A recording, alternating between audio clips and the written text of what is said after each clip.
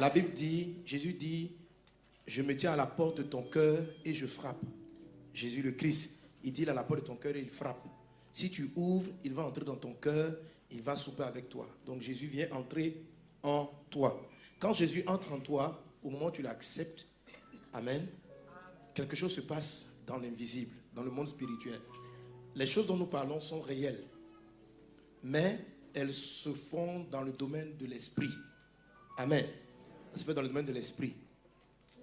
La Bible dit que quand Jésus entre en toi, Jésus entre dans ton cœur, c'est un esprit nouveau, mais l'esprit de Dieu.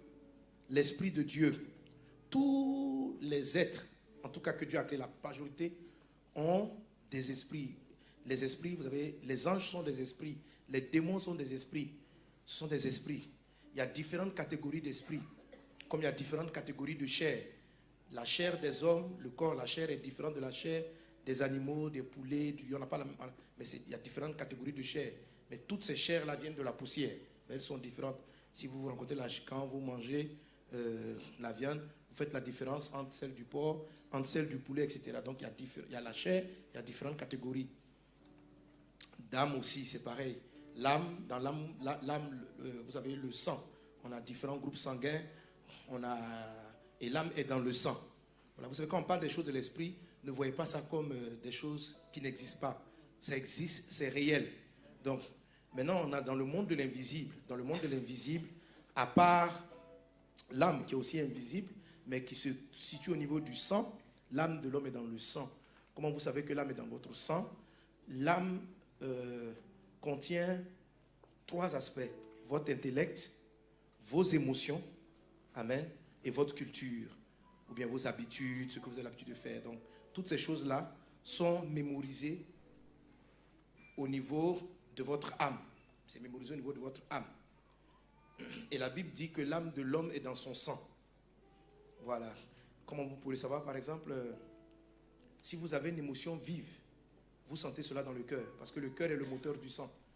Donc, par exemple, il y a une bonne nouvelle, on vient vous surprendre, vous allez voir que votre cœur va changer de rythme subitement.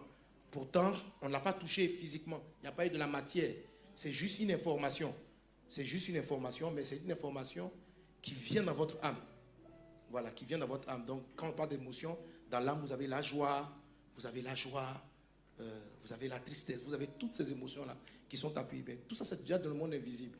Mais dans le monde invisible, il y a différentes catégories. Le monde invisible est beaucoup plus vaste que le monde visible. Dans l'invisible, on peut faire infiniment plus de choses que dans le monde physique. Dans l'invisible, dans le même espace, on peut mettre une infinité de choses. Dans le monde physique, vous ne pouvez pas être assis en même temps à la même place. Voilà. Le monde invisible, faut pas le mystifier, quoi. Le monde invisible, il est simple, hein. Il commence, vous l'avez même avec le monde des ondes. Les ondes, c'est de l'invisible, c'est du monde, c'est du domaine de l'invisible. Vous avez des fréquences. Donc, nous sommes là dans cette salle, ok? Mais pendant qu'on est là, il y a du football ici. L'actualité est là, dans la salle. À côté de toi, il y a un journaliste qui est en train de parler. Voilà. Mais tu ne reçois pas. Il est dans le monde invisible. Il faut que tu aies le récepteur, télé ou radio, sur la bonne fréquence, et tu vas voir qu'il y a quelqu'un. Il y a une voix qui passe ici. La voix, ce n'est pas que ton récepteur télévisuel va là où il est en train d'émettre. Il est quelque part dans une station télé, il émet, et tout ce système visuel est transformé en ondes, en fréquences. C'est transformé en fréquences et c'est transporté. Et comme ça rentre dans le monde invisible, on va beaucoup plus vite. Dans le monde invisible, on réduit même la notion de temps. Ce qui fait que quelqu'un qui est en train de jouer au football aux États-Unis peut être pratiquement vu, presque instantanément, ici. Parce que ça va tellement vite, ça parcourt beaucoup plus vite la distance que vous aurez fait en avion, etc. Donc, à quelques fractions de secondes près, quelqu'un qui est aux États-Unis, je peux le voir ici. Vous me suivez? Voilà. Mais même encore les ondes, il y a encore plus invisible que les ondes. Il y a encore plus fin en termes de fréquence que les ondes qui nous permettent de faire la radio, la télé, etc. Voilà. Et si vous continuez dans cette finesse-là, vous rentrez dans le monde des esprits. Donc ce sont des choses réelles. Est-ce que quelqu'un est avec moi? Et dans le monde des esprits, il y a différentes formes d'esprits. il faut que vous en soyez conscient. Il faut que vous sachiez que ça existe. Voilà. Jésus, à sa résurrection, amen, a eu un corps nouveau et dans une dimension. Et Jésus, c'est Dieu. Donc quand tu dis,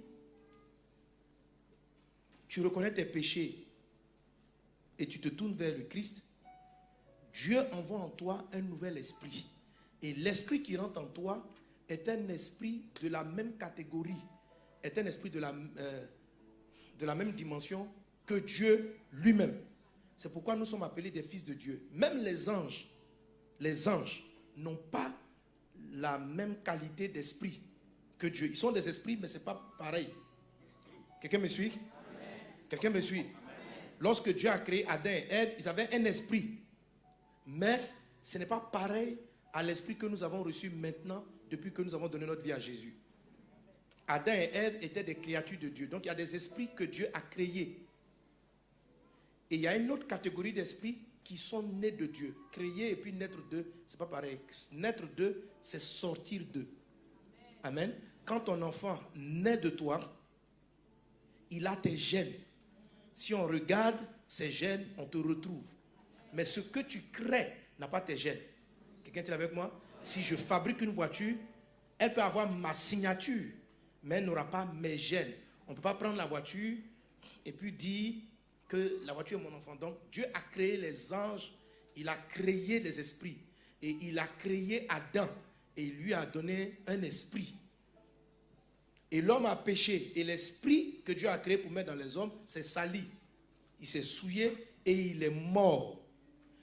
Et quand nous donnons notre vie à Jésus, le vieil homme est crucifié et Dieu nous envoie un autre esprit.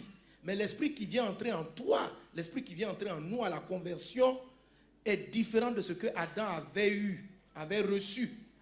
Ce que tu reçois, c'est un esprit que Dieu n'a pas créé. C'est un esprit qui est né de Dieu. Donc, alléluia. De la même race, de la même espèce, de la même spécificité que Dieu. Mais cet esprit-là vient entrer dans un corps. Ton corps, lui, par contre, il vient de tes parents. Ton sang vient de tes parents. C'est comme ça, donc, quand Jésus parlait avec Nicodème, il lui parlait de la nouvelle naissance. Et Nicodème dit, mais comment un homme peut rentrer dans le ventre de sa maman et puis naître de nouveau? Et puis Jésus va lui dire, ce n'est pas une naissance du sang ni de la chair. Le sang, ton âme, vient de tes parents. Ta chair vient de tes parents. Mais quand tu as donné ta vie à Jésus, l'esprit vient de Dieu. C'est pourquoi tu es appelé enfant de Dieu. Alléluia. Ceux qui n'ont pas l'esprit de Dieu ne sont pas des enfants de Dieu. Ce sont des créatures de Dieu, mais ne sont pas enfants de Dieu. Alléluia. Amen. Quand je donne ma vie à Jésus, je deviens enfant de Dieu. Et l'esprit que Dieu a mis en moi, qui est sorti de Dieu, cet esprit-là a un nom. On l'appelle Christ. Dis avec moi, Christ. Christ. C'est pourquoi, parlant de la Bible dit Christ en nous, l'espérance de la gloire. Donc, le Christ, c'est le nom donné à l'esprit de la même espèce que Dieu, l'esprit de Dieu, qui est venu sur terre. C'est cet esprit-là qui était en Jésus Christ. Jésus Christ. Alléluia. Amen. Alléluia. Amen. Et quand je dis Seigneur, entre dans ma vie, deviens mon Seigneur, cet esprit-là entre en toi. Amen. Amen. Cet esprit a des capacités surnaturelles. Les prophètes annonçant l'avènement de cela ont dit, Dieu dit, je vous enlèverai le cœur des hommes et je vais vous donner le cœur de Dieu. Vous ne serez même plus attirés par le péché. Vous allez avoir un cœur disponible. Amen. Pour Dieu. En fait, il était en train de parler de cet esprit nouveau qui est Christ. Dis avec moi, Christ en moi. Christ en moi. Christ en moi. Alléluia. Mais comme Christ, c'est-à-dire l'esprit né de Dieu est entré en toi, comme Christ, quand Christ arrive en toi, il est enveloppé de la chair et de l'âme. Ça lui donne une certaine limitation. par rapport à ses capacités. Alors, le Christ en toi doit être formé. Il doit se nourrir, il doit grandir, il doit progresser au point de venir prendre l'ascendant sur l'âme et la chair. Et quand l'esprit domine l'âme et la chair, on dit que tu vis Christ. Quelqu'un est-il avec moi? Parce que la chair a une volonté. La chair n'est pas inerte. La chair a une volonté. La chair a ses propres pensées. La chair a ses propres révélations. La chair n'est pas une matière qui est inerte. La chair a sa propre vie. L'âme a sa propre vie. La chair a son propre système, je ne vais pas dire de pensée ou d'action. Vous me suivez? Donc la chair impose. La chair, elle cherche constamment à satisfaire les 5 sens. Donc tout son système de fonctionnement est basé sur la satisfaction du goûter, de la vue, du toucher. Quelqu'un est-il avec moi? Le goûter, le manger. Donc la chair veut manger. L'esprit, le Christ, il ne mange pas. Donne-moi le nom des repas là. Ok, donc la chair va chercher à satisfaire les besoins de la chair. Donc nourrir, contenter des 5 sens. Par exemple, si la chair rentre dans le mariage, ce qu'elle va aimer, c'est la beauté des yeux, une maison bien décorée. Les yeux sont contents quand ils sont dans une telle atmosphère. Ceux qui aiment beaucoup le toucher, la femme dans son foyer va aimer, ou bien le mari, qu'on la touche, des câlins. Ça, la chair aime ça. Ce n'est pas mauvais en tant que tel. Mais c'est que la chair, quelquefois, le plus souvent, pour satisfaire ses besoins, est capable de détruire autrui. Parce qu'elle ne réfléchit pas au bonheur de l'autre. Tout ce qu'elle veut, c'est satisfaire son besoin personnel. Et donc, la chair s'oppose à Christ en toi.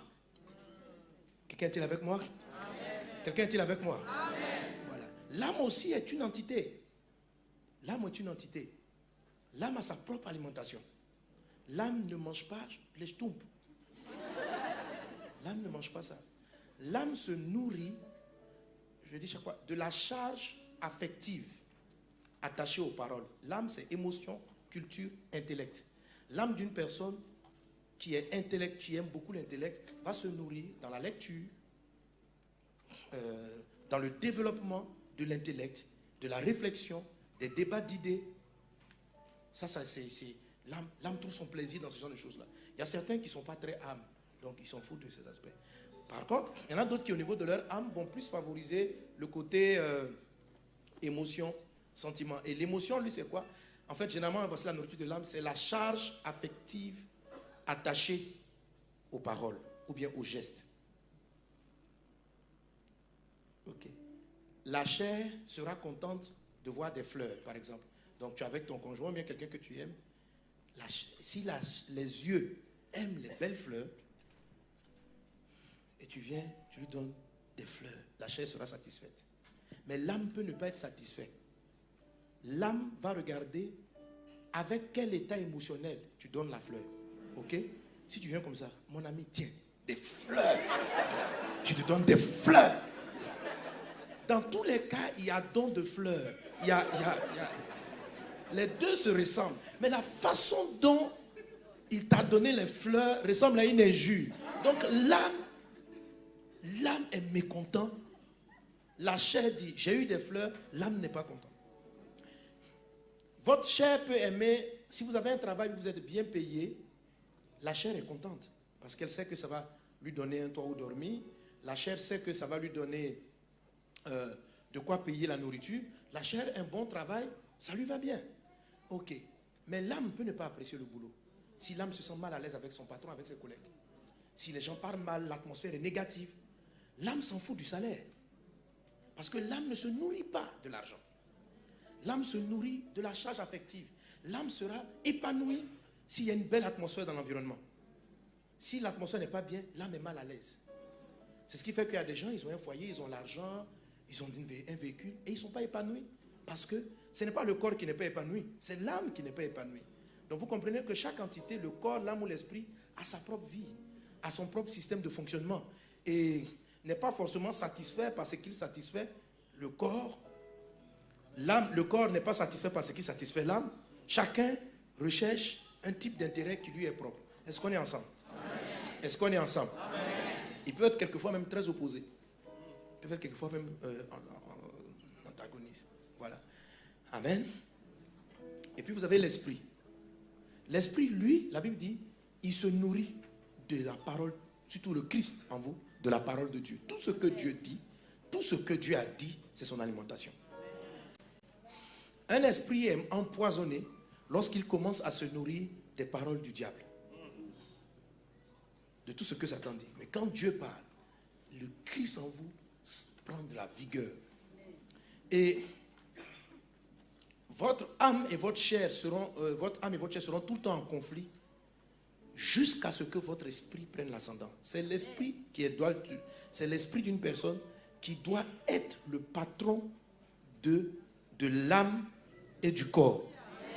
Un homme charnel est une personne dont la chair est maître. Un homme émotionnel ou quelqu'un qui est lié à l'âme est une personne dont l'âme est maîtresse de la vie. La vie, le bonheur vient lorsque l'esprit régénéré par Christ est le patron. Quelqu'un est-il avec moi? Quelqu'un est-il avec moi? Amen. Alléluia. Mais parlant même de cela, il s'agit... Vous êtes le corps, il a des désirs qu'il veut juste satisfaire. Mais si le corps n'est pas contrôlé, parce que l'âme est supérieure au corps et l'esprit est supérieur à l'âme. Amen. Il y a des fois vous avez des besoins physiques. Vous en avez. Vous avez envie, votre vessie est pleine, vous voulez vous décharger, vous voulez uriner. Ok? Ou bien le ventre est rempli à de lait, vous voulez dégager. Mais est-ce que vous pouvez le faire partout? Parce que ça fait que la chair s'en fout des gens. C'est pour ça que quand vous êtes bébé, que l'enfant n'a pas appris, mais il a son besoin, il le laisse. Pareil. Mais si la chair contrôlait, tu vois, tu dis aux gens, mon ami, je fais ce que je sens.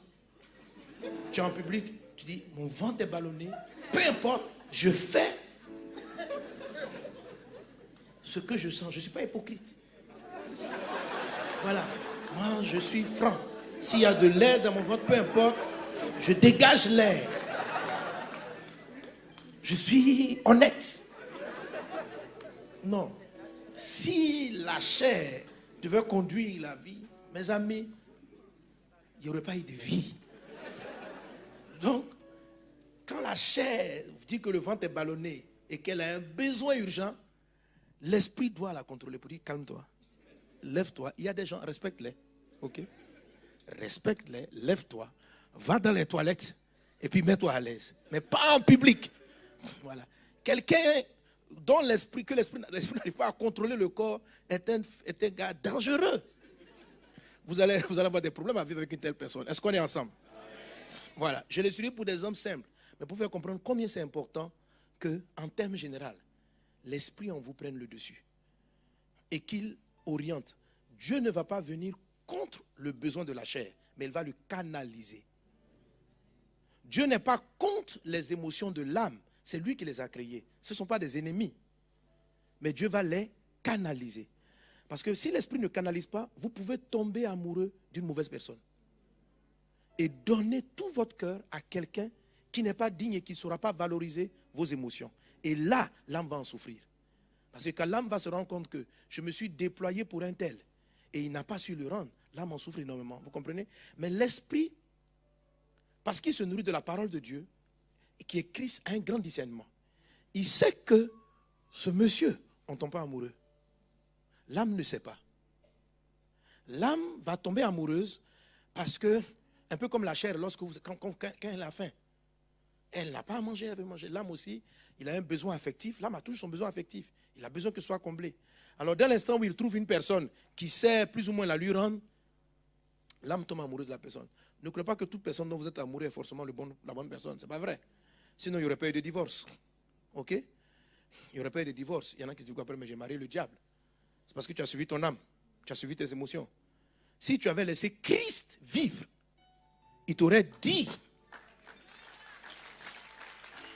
Alléluia. Parce que Christ, c'est Dieu en toi. C'est Dieu en toi. C'est la nature divine en toi. Comme Dieu sait les choses, l'esprit sait. L'âme, si on veut parler en termes de connaissance ou de mémoire, la chair apprend par les 5 sens, le toucher. L'âme apprend, l'âme se forme par, c'est l'intellect en fait. L'âme doit comprendre. L'esprit n'a pas besoin de comprendre. L'esprit sait. Je ne sais pas quoi, ça dit que l'esprit fonctionne par révélation. Tu ne sais pas, tu regardes la personne, ça m'arrive souvent quand j'arrive en croisade, on me dit, mais comment tu fais?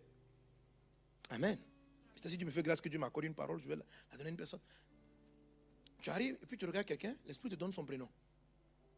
Tu n'apprends pas ça à l'école. L'esprit, il sait les choses. Il sait. Il sait. Amen. L'âme a besoin qu'on lui explique. L'âme a besoin d'une connexion logique. L'esprit sait. L'esprit connaît la vie. L'esprit connaît le chemin. L'esprit sait ce que tu dois faire, il sait ce que tu ne dois pas faire. Il n'a pas besoin de dire, mais pourquoi je ne dois pas le faire? C'est l'âme qui a besoin d'une explication. Pourquoi? Explique-moi pourquoi ce monsieur-là n'est pas mariable. Explique-moi pourquoi cette femme. Explique-moi pourquoi je ne dois pas entrer dans cette affaire. Apparemment, l'âme est séductible. Très facilement. Tant que ton raisonnement est cohérent. C'est ce qui fait que beaucoup de gens sont escroqués. Parce qu'il vient avec une raison. Tu vois, voici tel produit. Si tu vends comme ça, tu fais ça, tu fais ça, tu fais ça, tu fais ça, tu fais ça. Tu deviens millionnaire. Waouh! Mais l'esprit sait que même si toi, tu es sincère, tu es en train de lui expliquer ce projet, l'esprit sait que l'intermédiaire est un escroc. Toi, tu es sincère, mais l'esprit sait. Et l'esprit va te dire, n'y entre pas. Même si le projet est cohérent, l'esprit va te dire, n'y entre pas avec ce monsieur parce que lui, il ne sait pas que son comptable est en train de le voler. Et quand tu vas faire affaire avec lui, même s'il est sincère, il a un collaborateur qui ne l'est pas. Et l'affaire va foirer et tu vas perdre l'argent que Dieu t'a donné. L'esprit sait. Mais l'esprit, lorsqu'il veut te dire, il veut t'expliquer, il veut expliquer, il veut te dire, attention, n'entre pas dans cette relation en affaires. L'esprit veut te le dire. Il dit ça à l'âme, pour que l'âme dise à la chair, pour que ça sorte audiblement. Mais lorsqu'il transmet, l'âme, quand l'esprit ne commande pas l'âme, l'âme reçoit l'information, mais il ne l'accepte pas, parce qu'il n'a pas de logique. Il dit, de quoi tu parles? Quand j'écoute ce monsieur, c'est cohérent. C'est puissant. Et l'âme éteint la révélation. C'est la raison pour laquelle souvent vous dites, quand l'affaire précise, tu dis, je sentais que quelque chose me disait qu'il ne fallait pas que j'aille dans cette affaire. Mais tu n'as pas écouté cette intuition-là. Et il y a des fois, c'est des songes. Parce que l'esprit ne sait pas comment il va te parler. Donc, il utilise les rêves. Et il te parle. Parce que le Christ, c'est Dieu en toi. Et on ne peut pas escroquer Dieu.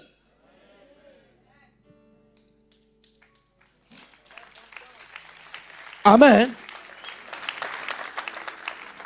Dieu sait toutes choses. Et Christ est en toi. Alléluia. Il sait tout. Est-ce qu'on est ensemble? Mais il va t'expliquer, il va expliquer par des songes, il va donner une intuition, mais comme l'âme qui est intellectuelle, mais sois cohérent. Sois cohérent. Et l'âme regarde la personne, mais il parle bien, il s'exprime bien. Et puis c'est un homme cultivé, il a fait de hautes études. C'est un expert. C'est un expert. J'ai vu des gens, des plus grands diplômés, être escroqués. Alléluia. Est-ce qu'on est ensemble? Est-ce qu'on est ensemble? Alléluia. Amen. C'est pourquoi Christ doit être formé en toi. Lorsque Christ prend l'ascendant, même la voie intellectuelle de la chair, de l'âme, l'esprit domine. Ta raison te dit, vas-y. Mais il y a une force en toi qui te dit, tu n'iras pas. Et quand l'esprit est fort, il est capable de créer des circonstances pour t'arrêter. Même quand toi-même tu te lèves. C'est pourquoi vous voyez quelqu'un comme Jonas. Amen. Vous savez, l'histoire de Jonas n'arrive pas à tout le monde. Il y a tellement de gens qui ont dit non, ils veulent prendre une direction, Dieu ne les arrête pas. Et ils tombent dans le péché. Mais quand votre esprit est fort, quand Christ domine, même si votre raison commence par vous faire avancer, comme il a le contrôle, il est capable de jouer sur les circonstances pour te faire arrêter. Pour dire, j'ai dit cette affaire, tu n'y entres pas. Quand l'esprit prend le contrôle, le jour de la signature du contrat, il va te faire entrer dans un bouchon. Quand l'esprit prend le contrôle, la chair te dit, va signer. Parce que la chair entend le nom million. La chair, l'intellect de l'âme, ça ne l'intéresse pas trop. Elle dit, à la fin, qu'est-ce que moi, je mange? Et puis quand l'intellect finit, oui, le projet est cohérent. Et l'âme explique, lorsque ça va marcher, on va gagner par mois 20 000 euros, 30 000 euros par mois. La chair commence à frémir. Ah. Donc les deux s'associent pour dire, il faut qu'on fasse ce deal.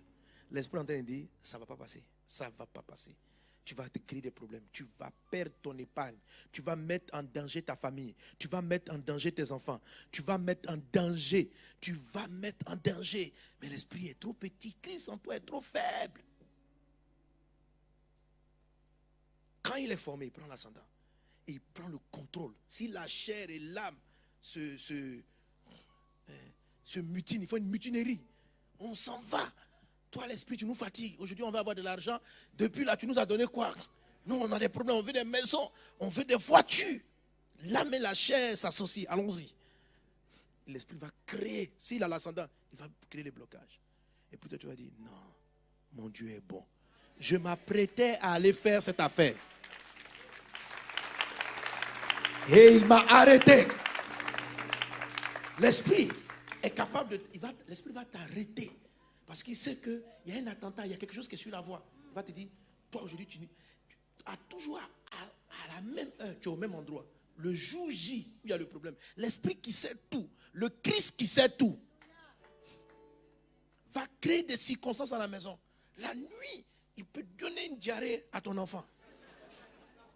Et donc l'enfant est là, tu appelles au travail, tu dis, aujourd'hui je serai en retard. Je dois rapidement à l'hôpital pour m'occuper de l'enfant. On dit, ok, vas-y. Et ce petit mouvement a sauvé ta vie, ta famille, tes enfants. Tu as évité un accident. Dis avec moi, que Christ vive. Que Christ vive. Je veux vivre Christ. Amen. Alors, vivre Christ, c'est vraiment de ton intérêt. Tu gagnes à vivre le Christ. Alléluia. Et ce qui est très intéressant dans vivre Christ, quand vous lisez par exemple Romains chapitre 8, parce que quand Christ devient mûr en vous, c'est ce qu'on appelle, vous êtes arrivé à l'étape de fils de Dieu. Amen. Quand le Christ en vous est faible, fragilisé sous le couvert de votre émotion, de vos âmes, de votre âme, de votre chair, quand le Christ est petit en vous, on dit vous êtes un enfant, un épios, un enfant spirituel. Vous commencez à mûrir. Et à un moment donné, l'esprit va prendre l'ascendant sur l'âme. Et sa nourriture, c'est la méditation de la parole. Il doit méditer. Pas la lecture, la méditation. Pas la lecture, la méditation. L'esprit se nourrit de méditation. Les deux se ressemblent. L'âme se nourrit de lecture pour développer l'intellect. Le même texte va être une nourriture pour l'esprit. Amen. Quand l'histoire est méditée. Dis avec moi méditer. Méditer. Ça veut dire j'ai lu, j'y pense, j'y pense, j'y pense, j'y pense, j'y pense. L'esprit n'a pas besoin de comprendre. Amen. Et c'est très important pour comprendre en fait là où je suis en train de partir. Je vais vous expliquer en fait dans la parole de Dieu, dans ce que vous faites, qu'est-ce qui doit être l'objet principal de votre méditation qui va permettre à l'esprit de prendre très rapidement l'ascendant.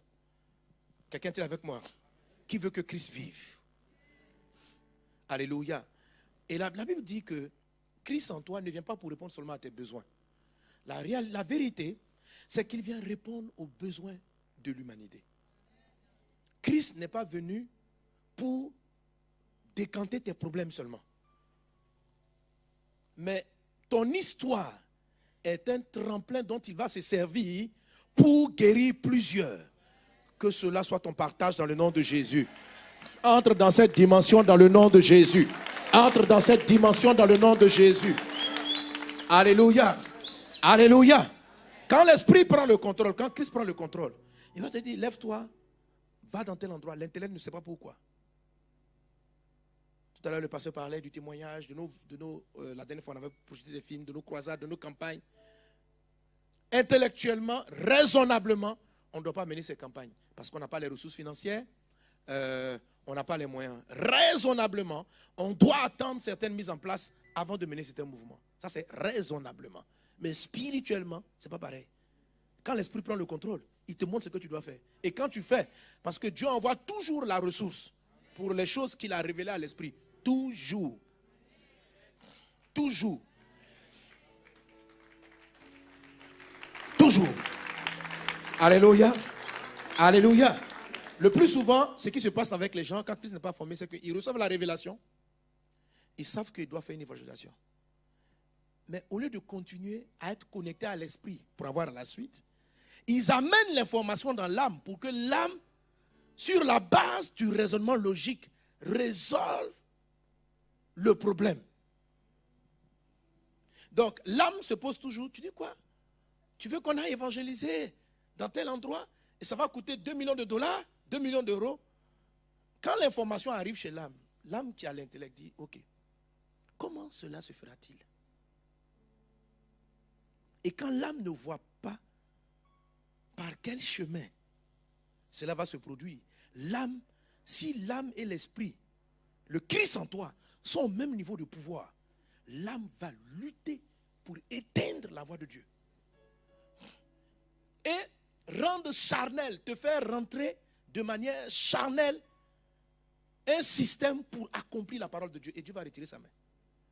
Dieu était à l'origine du projet, mais il n'est pas à la suite. Parce qu'à un moment donné, tu ne l'as plus écouté. Tu as préféré écouter ton intelligence au lieu d'écouter ta révélation.